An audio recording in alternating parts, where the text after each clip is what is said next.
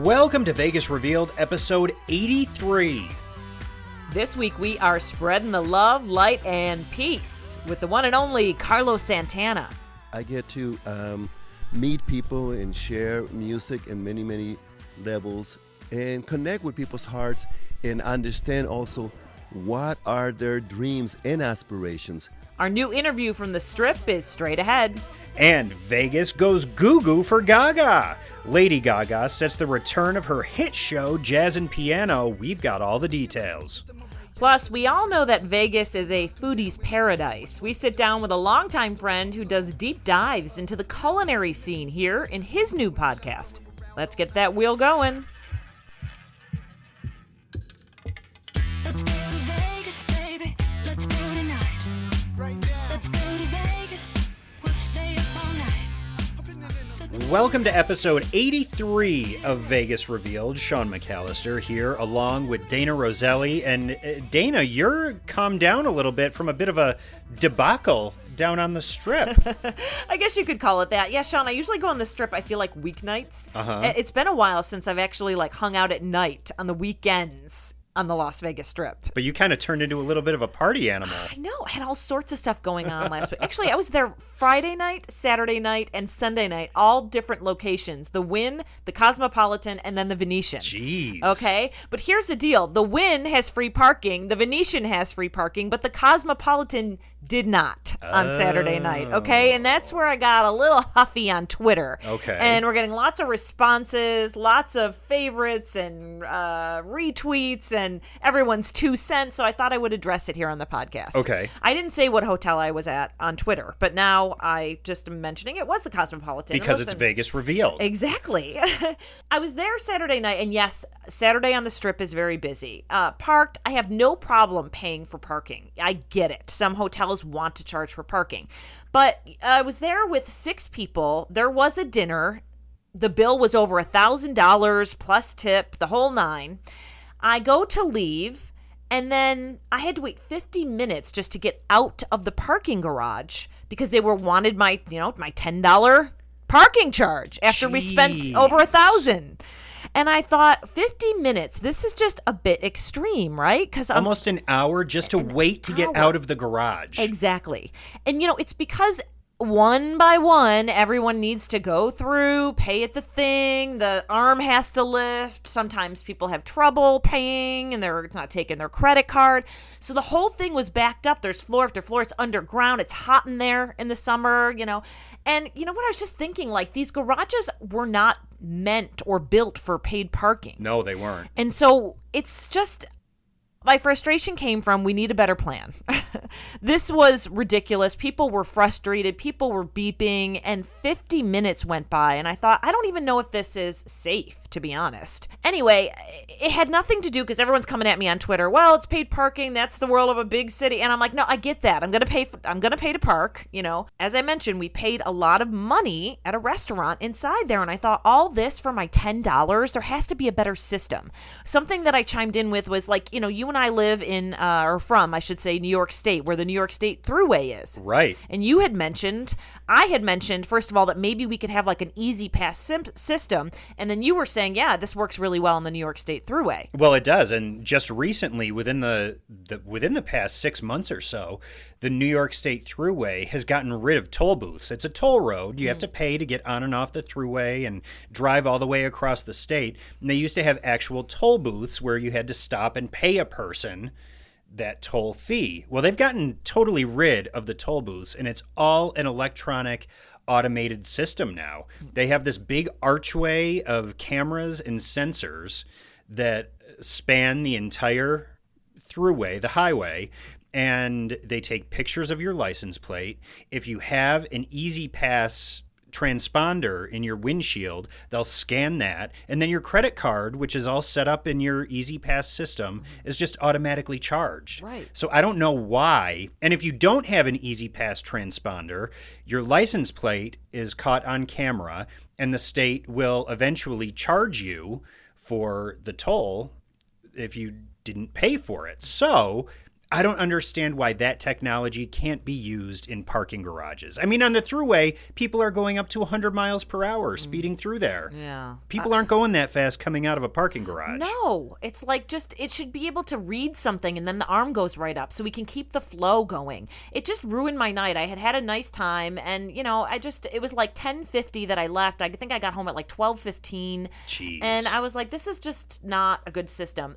Friday night, I went to the Wynn, free parking, in and out. I had a pleasant night. Sunday, I went to the Venetian. It was great. It just makes your experience overall better, you know? And like, I understand, I'm not like picking on the Cosmopolitan, but that's where I happen to be where this happened. It has happened to me many times before in different parking garages. Had a couple people chime in and say, somebody said they were leaving the Mirage at 3 p.m. in the middle of the day on Friday, and it took them 30 minutes to get out of the garage. Eventually, they just lifted the arm and let everyone drive through because it was such mayhem. So we have to come up with a better system. This isn't good business, and I don't think people should have to deal with this. Well, and especially now when everything is experience-based. I mean, the parking situation, like you said, if they need to have paid parking at their properties, we get it. You got to make your money, whatever. Right. But at least have a system that doesn't ruin the experience of Las Vegas. Exactly. Because what I said was if somebody suggested to go to dinner there on a Friday or Saturday anytime soon, this bad experience will say, I'll come up with different ideas. Well, no, why don't we go here? You know, well, why don't we check out, you know, this over at this, you know, places that I know the parking is just a better situation to try and avoid that again. And everyone will say, well, Uber. Well, no, we can't find an Uber at night. Everyone's canceling. Right. So, I mean, it's like, you know, we have to drive ourselves a lot lately. So anyway, that's my experience. We can go in depth and talk about it forever, but, you know, we want to move on because we got a lot to talk about today here on Vegas Revealed. So the moral of the story, park at your own risk if you're at a property that makes you pay to be there. And, you know, I was actually out on the Strip also on Friday night over at the Mirage for their Aces of Comedy series that is ongoing over there. We saw Fortune Feimster, who is, you know, she rose to fame as one of the sidekicks on Chelsea Lately. Okay, yeah. Chelsea Handler's late night show on the E! Network. And she's gone on to have her own big stand-up career, and she's an actress. She's been in a lot of movies. She was performing along with David Spade. Okay. So we went over there to see that absolutely hilarious show. I think Fortune Feimster, if you're not aware of her, look her up because she is hilariously funny. She has a comedy special on Netflix. It's called Sweet and Salty. Like, we were laughing so hard that our faces hurt. I had tears rolling down my cheeks from laughing. Great time. It was a great show. And you took in comedy too. I did. When I said I went to the Wynn, I saw my favorite comedian of all time, Sebastian Maniscalco. It's my third time seeing him. I saw him at the Venetian, I saw him at the Coliseum, and now I got to see him at the Wynn, and freaking hilarious. I mean, he is the most brilliant comedian I've ever seen, heard, and I've followed him for years and years and years. The show was great because he had... Let me tell you, obviously, a lot of these comedians have great material from the last year and a half. Sure do. Oh, and he was funny from start to finish. He welcomed us all to the super spreader event, he called it. Because we were all in the theater, you know, and like kind of making light of everything. But it was such a great, great show. Loved it so much. Went to Delilah after for some dinner. I saw Dana White walking by. I mean, the Wynn was packed, Sean, packed. Like, it was so busy there. Everyone is out. And Dana White, head of the UFC here in Las Vegas. Exactly. Well, really, head of the UFC everywhere. But right. He just happens to live and work here in Las Vegas. I know. Everyone was kind of pointing like, there's Dana White. But went to Delilah. Quick note, we had talked about Delilah, the supper club at the Wynn. It's pretty new there in the past. So this time I went a little bit later because we went after the comedy show. So we got there about 9:30, 10. Okay. And I just wanted to let everyone know the menu changes over to a late night menu. Keep that in mind. So it's a little bit like cut down. And then also it's a little bit louder in there. It was kind of like more of a nightclub vibe. Yeah, they had a live performance in there. The music was a bit louder. It was a little bit darker in there. Great night out, but just different vibe the later you go. So keep that in mind. That is good to know. And especially with a pared back menu that's not the same as what they offer for normal dinner hours. Exactly. And we were like right on the verge. And so something that we wanted on the other menu, like they were like, we are out of that. Sorry, you know, because we're moving to the other menu. So Keep that in mind. Yeah, so call ahead. Make sure that your timing works with what your stomach is ready for. Speaking of like kind of a supper club vibe and like the swanky old school Vegas kind of feel, Lady Gaga just announced that she is coming back to Las Vegas with her jazz and piano show, which is just like classic old school glamour, fantastic show. And you've seen it, right? I have seen it, yeah. Okay, because I haven't seen that one. I saw her other show because remember she was doing like variety. She was doing a couple of like her show with her pop music. Enigma. Yeah, I saw that one. That was great. And then she was doing jazz and piano and kind of going back and forth. But this one that she's announced in October is going to be all jazz and piano, right? Right. Okay. Yep. So it's essentially the last half of October. She's doing 9 shows of jazz and piano. And this show is like so Lady Gaga, you know, she's known for being outlandish, for the meat dress, for showing up in an egg to an award show, crazy stuff kind of. And even during her Super Bowl performance, she dove off the top of the stadium and, what you would expect from Lady Gaga. Right, over the top. In this show, she is all Hollywood glamour. She has gorgeous dresses. She looks absolutely beautiful. She sings jazz standards. She does incredible, like the Sinatra kind of music. But then she also does really stripped down versions of her pop music. She'll just sit down at the piano and play some really stripped down versions, which is so cool. And I feel like in this show, it really highlights the talent that Lady Gaga has, both vocally and instrumentally. Exactly, because I think, with her pop music, I don't want to say it's hard.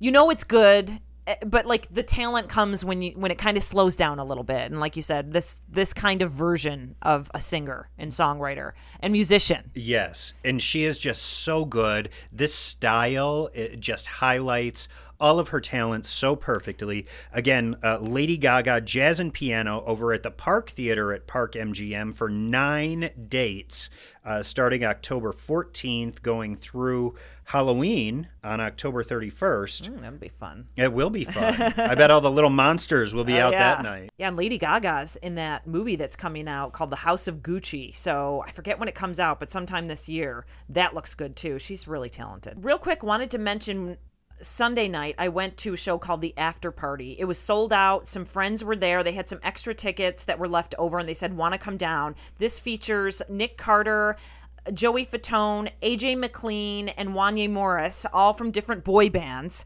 The show was fantastic, okay? It was so much fun. It was packed in there. They just mashed up a bunch of songs. They did even they were singing television theme songs. They were coming together for a Backstreet Boys song or an NSYNC song or a Boys to Men. Then Coolio came out as a guest performer and sang Gangster's Paradise. I mean, it was a blast, Sean. So that show's done.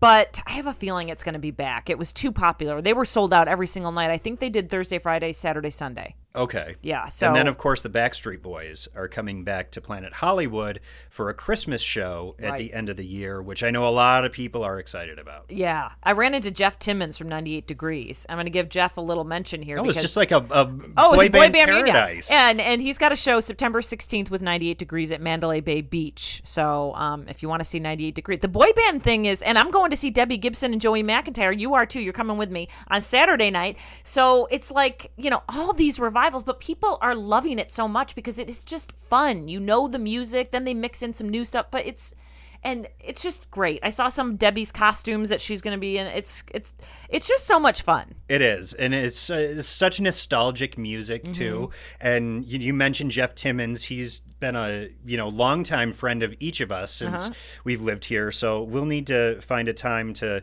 sit down and talk with Jeff. Although I know that 98 Degrees is just all over the place right now too. Yeah, we'll have to try and pin him down. They're always rising. 98 Degrees. Wasn't that one of their album names? 98 Degrees and Rising? I don't know.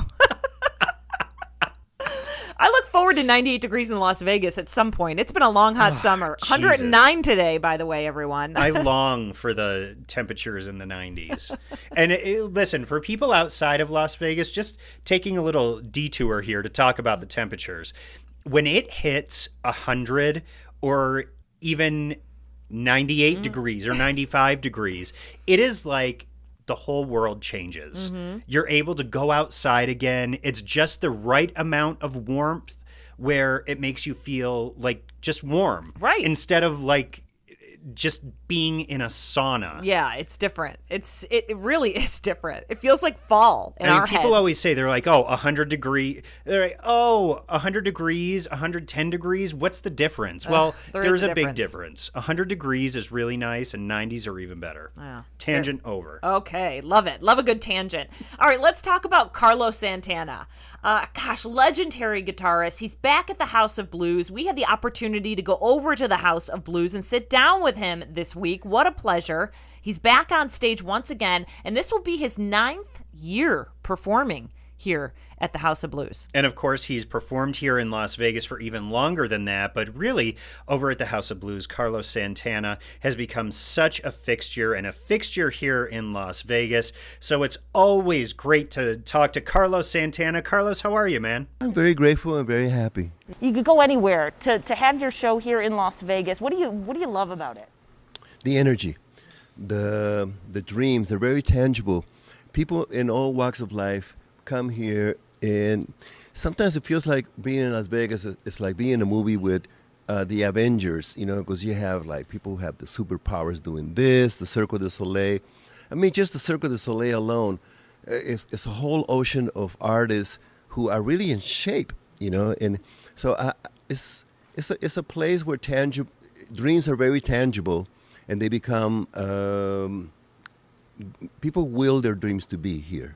And over the past 2 years, when you haven't been able to be with people in an environment like this and play your music live for people, have there been difficult moments for you as an entertainer, especially given the joy that you bring so many people with your music in a live venue? Well, thank you for asking that. Life is not difficult for me. Everywhere I go is home. I've been traveling probably since 58, 57. I've been to Europe since 1970, everywhere. So every city, every nation, everywhere I go, is the same house, just a different room. So I'm always happy wherever I go because I get to meet people and share music in many, many levels and connect with people's hearts and understand also what are their dreams and aspirations. The reason I'm happy is because I don't see life like an entertainer or a show business. I am like a person that brings living water to people who are really thirsty. It's funny, I was chatting with my mother on my way over, and she said, I saw Carlos in Greenwich Village in New York City in the 60s. It was the best show. And I know, obviously, like you said, you've been doing this for so long. And Sean was just at the preseason Raiders game, and you did the halftime show. How was that? That was a lot of fun. The energy was so incredible to witness the eyes and the hearts. And God bless the Raiders. I think the energy that they bring here in Las Vegas is incredible. So, especially that mothership that they have, we can go straight from there to Area 51. That's true. Took me a minute. I was like, wait, where? For an out-of-this-world experience, right? Yes. Well, and talk a little more for people who haven't been here to experience an intimate evening with you at the House of Blues. Can you talk to the energy that fills this room and that really makes a connection with everybody that's here? Light, spirit, soul. Those are the main ingredients of your energy and who you are. And with that, you can create miracles and blessings. When you come to a Santana concert here at the House of the Blues, you're witnessing alchemy, like a shaman conjuring elements, nutrients, ingredients, elements that make you believe that you also can create. It's really something. When Jesus created a transformation from water to wine, The main transformation is to go from miserable to being happy. That's like an alchemy in itself. That's what you witness when you come to a Santana concert, because when we play, people laugh and then they cry and they dance all at the same time. And you can just see them being shaking off fear and darkness and worry, resentment, unforgiveness, all that other crap that it's just illusion. And then you remember who you really, really are, which is like purity, innocence, and a beam of light. I think more now than ever, people want that experience, right? I mean, don't you think so? I mean, it just seems like everyone wants to be around people, and everyone says that music is really what's lifting them up right now. It's true, because music, real music comes straight from the Creator through us for you, and then it helps you remember that you are immutable and indestructible. Not little me, little victim. Not wretched sinner. No, we don't. No. Remember what Bob Marley says: emancipate yourself from mental slavery. Well, it's great to have you back here at the House of Blues, and I can only imagine the energy that you're going to bring when you finally have all your fans back in this room again. Carlos Santana, thank you very much. Thank you for being here. Peace. He's always so enlightening, Carlos Santana, I know. His vibe is so, peace, love. I love it. I feel like I'm never on the same plane, though. No, I know. I'm trying to get there, Carlos. He's like Carlos Santana is a whole nother level, and I'm trying to get there. His shows are at 8 p.m. He started on August 25th, and there's a bunch of dates on the schedule through December. So check out Carlos at the House of Blues, Las Vegas at Mandalay Bay.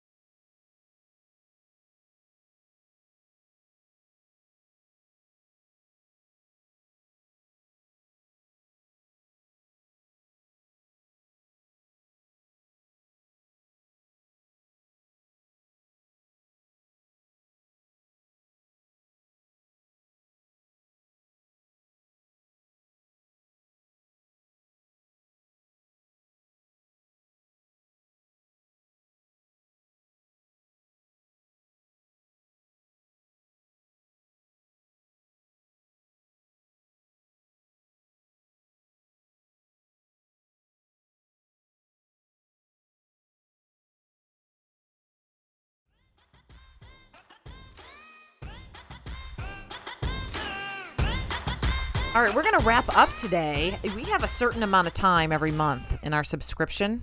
And, this is why your podcast donations help, folks. We've done a couple long podcasts this month, and we're running out of time. That's right. And we do have to pay a little extra to get a little extra time so that we can fit everything in that there is to share with all of you. So just as a reminder, we do have a link down in our show notes if you do care to donate. And thank you so much to the listeners who have. It does make a big difference, even a few bucks. Yeah, we'll take $5, $2. On that note, Captain, how are things looking up front? On behalf of the flight crew, thank you for flying with us and have a pleasant day. Let's go to Vegas. We'll stay up all night. Let's go to Vegas, baby. Let's get away.